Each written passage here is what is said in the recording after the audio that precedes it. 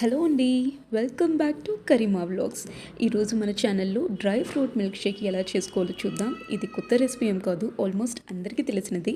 But ఒకసారి నేను మీకు మా వర్జన్లో ఎలా చేస్తామో చూపించాలి అని చెప్పి ఈ వీడియో చేస్తున్నాము. డ్రై ఫ్రూట్ మిల్క్ షేక్ అనేది కాన్స్టిపేషన్కి, అలాగే హెల్తీగా ఎవరైతే వెయిట్ గెయిన్ అవ్వాలనుకుంటున్నారో వాళ్ళకి, అలాగే ఏమైనా న్యూట్రిషనల్ డెఫిషియన్సీస్ ఉంటే వాళ్ళకి కూడా చాలా బాగా మంచిగా ఇది తోడ్పడుతుంది.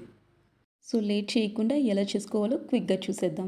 ముందుగా 5-6 బాదం పప్పులు, అలాగే 10-11 జీడిపప్పులు, అలాగే సీడ్స్ తీసేసిన బ్లాక్ డేట్స్ 2, అలాగే ఇక్కడ నేను బ్లాక్ రేజిన్స్ తీసుకున్నాను, ఎండు ద్రాక్ష. మీరు వాల్నట్స్ తీసుకోవచ్చు, అంజీరా తీసుకోవచ్చు, ఎటువంటివైనా పర్వాలేదు. ఇలా డ్రై ఫ్రూట్స్ తీసుకున్నాక ఇందులోకి హాట్ వాటర్ వేసుకొని 1 అవర్ వరకు దీన్ని సోక్ చేసుకోవాలి. ఇప్పుడు 1 అవర్ అయిపోయిన తర్వాత మనం ఏవైతే నానబెట్టుకున్నామో అవి మిక్సీ జార్లో వేసుకొని ఒకసారి కోర్స్గా గ్రైండ్ చేసుకొని, ఇప్పుడు ఇందులోకి 2 టేబుల్ స్పూన్స్ వరకు షుగర్ వేసుకుందాము. షుగర్ అనేది మీ టేస్ట్కి తగ్గట్టు అడ్జస్ట్ చేసుకోండి. అలాగే 1 కప్ వరకు మిల్క్ తీసుకోండి. నేను ఇక్కడ ఫ్రిడ్జ్లో పెట్టి తీసిన చిల్డ్ మిల్క్ యూస్ చేస్తున్నాను.